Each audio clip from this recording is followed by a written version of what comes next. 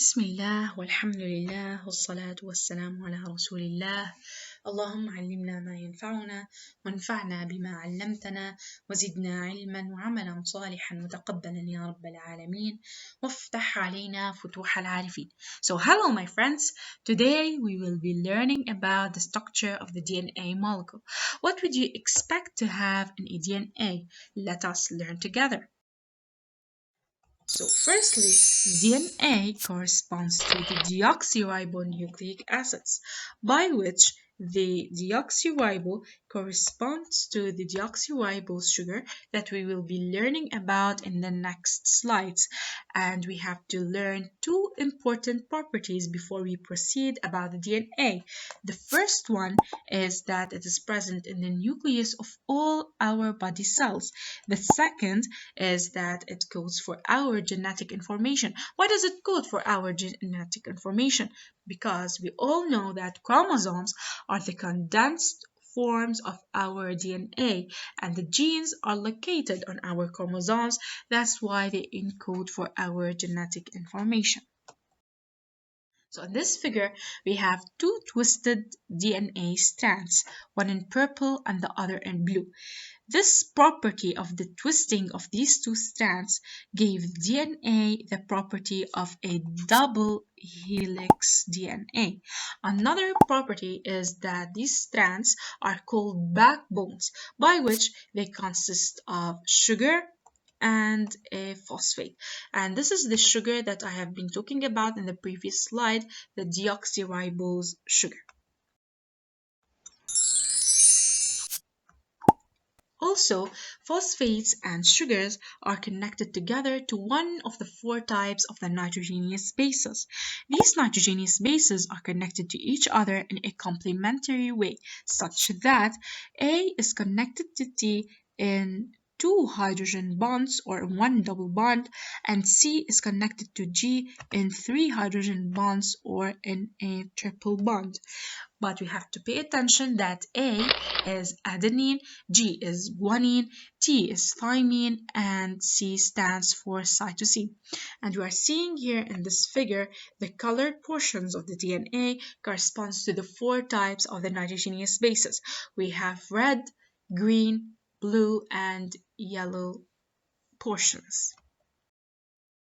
What is a nucleotide?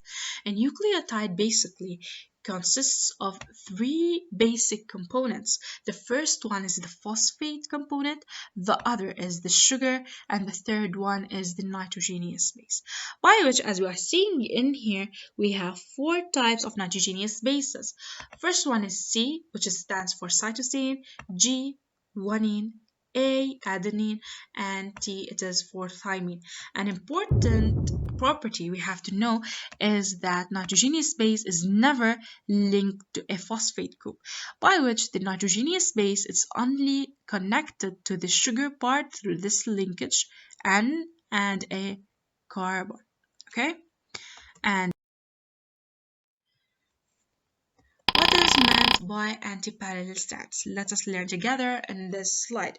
So as you are seeing, we have two strands, one which is 5 prime 3 prime and the other is a 3 prime 5 prime. Of course, once we have a 5 prime in here, we will have against it a 3 prime, and once we start with a 5 prime, we will be ending with a 3 prime. Okay, but why it's called a 5 prime? Let us count together the carbons of the sugar portion.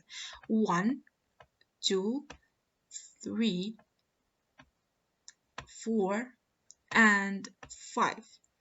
So because of the fifth carbon with respect to the sugar part, it is called the 5 prime. And this fifth carbon, the phosphate is connected to. And the antiparallel property, it is called antiparallel property by which the DNA is characterized by due to the arrangement of the phosphates and sugars. By which in the first strand we have the phosphate, sugar, and a phosphate. On the other hand, we have the sugar, phosphate, and a sugar. That's why it's called antiparallel. And also we have explained previously the hydrogen bond. And in case you don't know yet what is a hydrogen bond, it is that a hydrogen is connected to a polar atom and also is making a bond with other polar atom. As an example in here, this hydrogen is connected to nitrogen, which is polar, and is making another bond with oxygen. And we are talking about thymine in here and adenine. Then we have two hydrogen bonds or one double bond.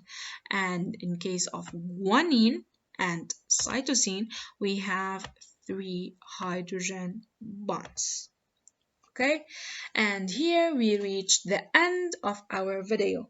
Don't forget to subscribe to my channel and state your questions, of course, down below in the comments. Thank you.